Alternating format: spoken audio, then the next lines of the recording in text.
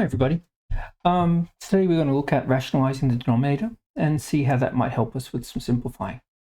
So a rational number is a rational number is a number that can be represented as a fraction. Numbers such as root 2, pi, and e are rational numbers that cannot be represented as fractions. Surds, by definition, cannot be rational. But not all radical numbers are irrational. So root 4, though it looks like a surd, can be simplified. Root 4 obviously is 2, and if simplified, 2 can be written as a fraction, 2 over 1, thus is by definition rational. So if we can find square numbers, which obviously 4 is, that helps us with our simplification processes. And there are other techniques to remove the surd or the radical number from the denominator, so that the denominator can be seen as being rational. So where a radical number is in the denominator, equivalent fractions can be found that will make the denominator rational either by cancelling, simplifying, or using other algebraic properties. So here's a couple of examples. 1 on root 2, we can multiply that by 1. So you have 1 on root 2, and we know that root 2 times root 2 is 2, and that would get rid of the radical. So if we multiply that by 1, root 2 on root 2 is 1.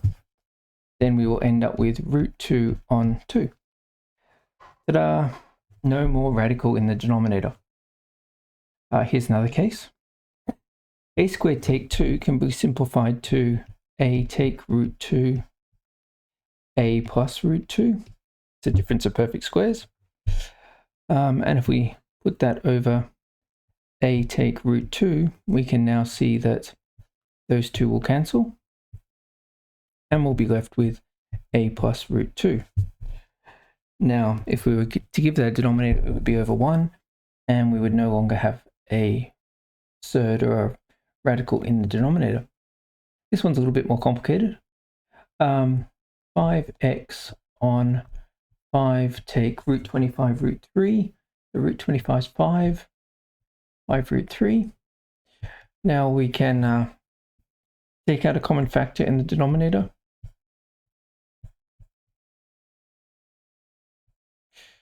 And then we can cancel the 5s.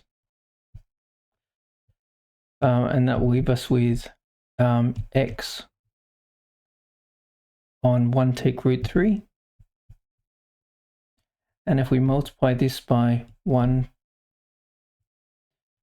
plus root 3 on 1 plus root 3, we can recognize that these two, if we multiply together, will make a difference of perfect squares.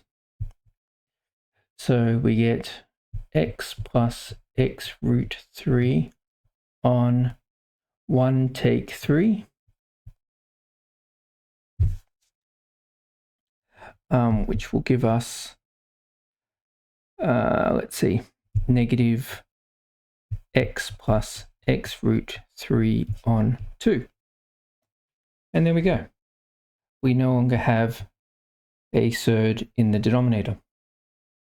So a couple of techniques here: multiplying by 1, cancelling, and simplifying. And in this case, simplifying and then using difference of perfect squares.